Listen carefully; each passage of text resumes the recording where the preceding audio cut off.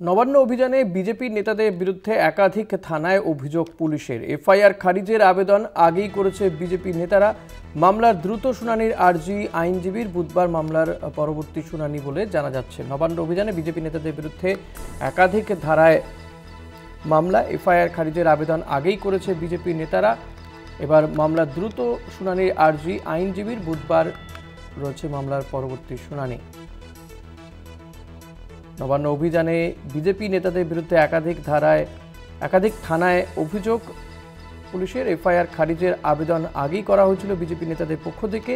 এবার মামলার দ্রুত শুনানির আর্জি আইনজীবীর পক্ষ থেকে। বুধবার মামলার পরবর্তী শুনানির দিন ধার্য করা হয়েছে। আরজিকর ইস্যুতে নিহত চিকিৎসকের বাবা মা যে নবান্ন অভিযানের ডাক দিয়েছিলেন, তাতে বহু বিজেপি নেতাকর্মী সামিল হয়েছিলেন।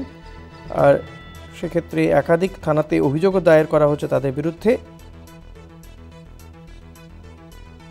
পীযূষ কান্তি নাগ রয়েছেন আমার সঙ্গে টেলিফোনে। পীযূষ, আজকের শুনানিতে ঠিক কোন কোন বিষয়গুলো উঠে এলো?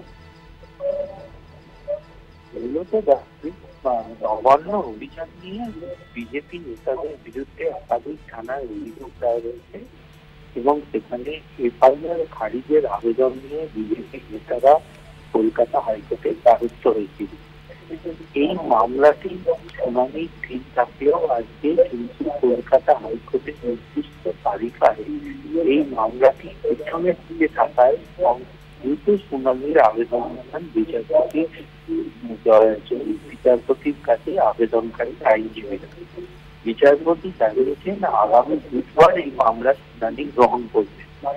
এই দৃষ্টি আকর্ষণের সময় বিচারপতি মন্তব্য করেন, কেন অভিযুক্তরা যে নোটিশ পাঠানো হয়েছে সেই নোটিশের প্রেক্ষিতে তারা দেখা করছেন না পুলিশের সাথে।